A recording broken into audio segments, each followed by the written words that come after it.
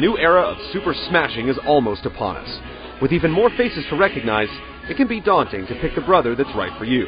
As we charge forward to Brawl's release date, let's explore the origins and abilities of the newest combatants to bring their own level of martial arts to the competition.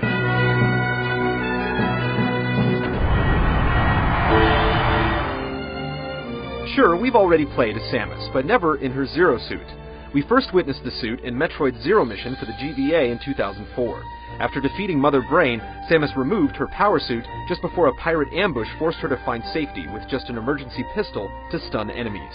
Zero Suit Samus made another appearance later on in Metroid Prime 2 Echoes for the GameCube, and Corruption for the Wii, but that time only in cutscenes. After Samus unleashes her final smash, she loses her power suit, allowing you to play as the more agile Zero Suit Samus. In this rare occurrence, her gun paralyzes opponents just like in the GBA game, leaving them open for easy combos. In Brawl, though, the gun doubles as a plasma whip, which can be used for both long-range attacks and lengthy edge grabs. With the new Samus comes two new Metroid-themed stages. Norfair is similar to Melee's Brinstar, in that combatants fight over a pit of rising lava. Only this time, a single capsule will appear to provide cover from the magma. Get there first, and close the hatches.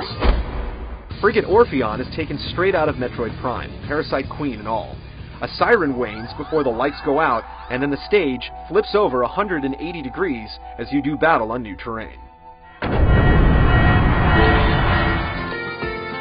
Pikmin and Olimar were introduced in Pikmin for the GameCube in 2001.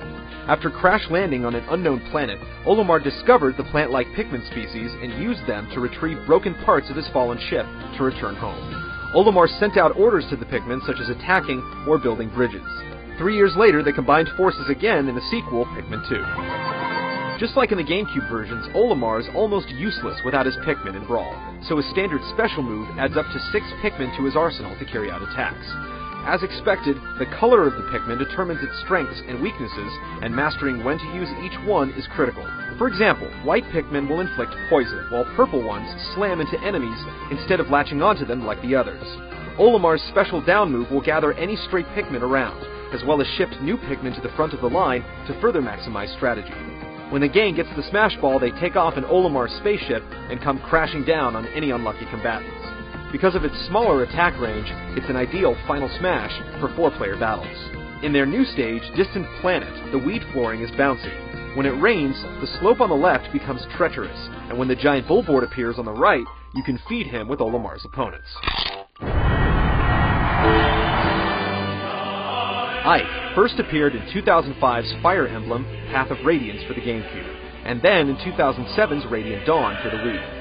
Born into his father's mercenary company, he leads multiple armies and fights many battles with the coveted Ragnall Sword, an unbreakable two-handed behemoth that fans say best Link's Master Sword. Looking and playing a lot like Marth and Roy, Ike's down special counters incoming attacks, and his standard special can be charged up to unleash a sweeping strike.